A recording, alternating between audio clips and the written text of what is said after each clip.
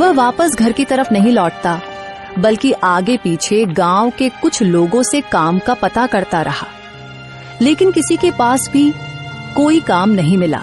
अपने गांव में तो मुझे कोई भी काम नहीं मिल रहा और बाहर किसी दूर के गांव में मैं काम नहीं कर सकता। मेरी बीमार बेटी घर पर है, मुझे जल्दी घर भी आना होता है।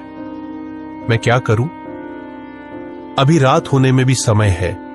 मैं और किसी से काम का पता करता हूं, शायद कहीं कोई मजदूरी ही मिल जाए ताकि मैं अपनी बेटी के लिए दवाइयां और खाने पीने की चीजें ले सकूं। एकदम किस्मत मुझे किस मोड़ पर ले आई है, न जाने भगवान की क्या मर्जी है। रघु काम की तलाश में भटकता रहा, लेकिन उसे कोई काम नहीं मिला। वह रात को मायूस होकर घर की तरफ लौटा। घर पहुंचते ही उसकी बेटी ने पूछा, पिताजी क्या हुआ, आपको कोई काम मिला या नहीं?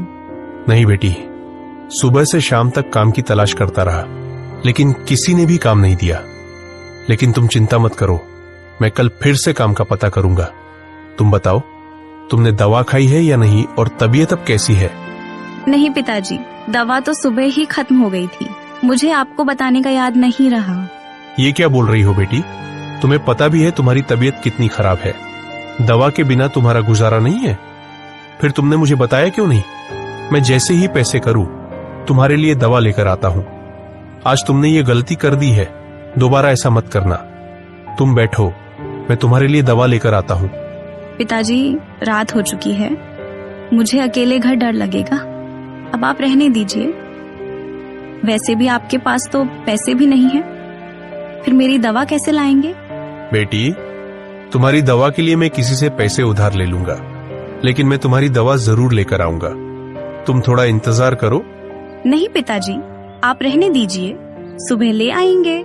मेरी तबीयत अब कुछ बेहतर है। ए भगवान, अब ये गाजरें जल्दी से जल्दी उग जाए ताकि मैं इन्हें बेचकर अपने घर का खर्च चला सकूं।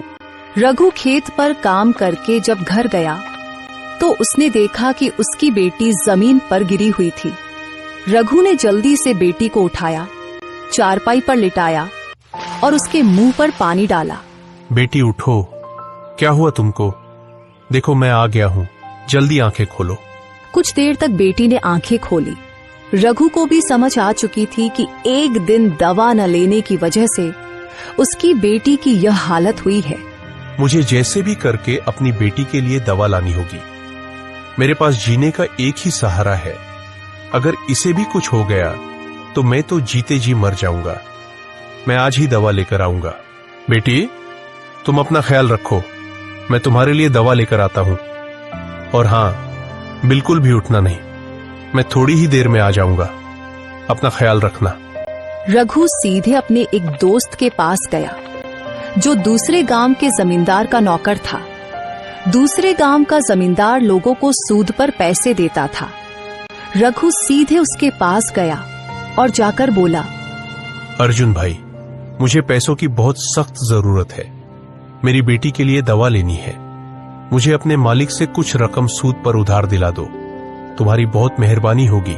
रघु, मैं तुम्हें पैसे तो दिला दूंगा, लेकिन मेरा मालिक बहुत खतरनाक आदमी है और वह सूद भी बहुत ज्यादा लेता है। अगर तुम समय पर पैसे नहीं दे सके तो वह तुम्हारे साथ अच्छा व्यवहार नहीं करेगा, बल्कि तुम्हारा खेत रख लेगा। अच्छी तरह सोच समझ लो। अगर तुम वादा करो कि समय पर पैसे लौटा दोगे तो मैं तुम्हें कम सूद पर रकम दिला दूंगा, लेकिन फिर समय पर पैसे चुकाने होंगे। अर्जुन भाई, मैं समय पर रकम अदा कर दूंगा। मुझे बस 3 महीने का समय चाहिए। मैंने अपने खेत में गाजरें लगा दी है। जैसे ही वे उगेंगी मैं सारी गाजरें बेचकर पैसे लौटा दूंगा।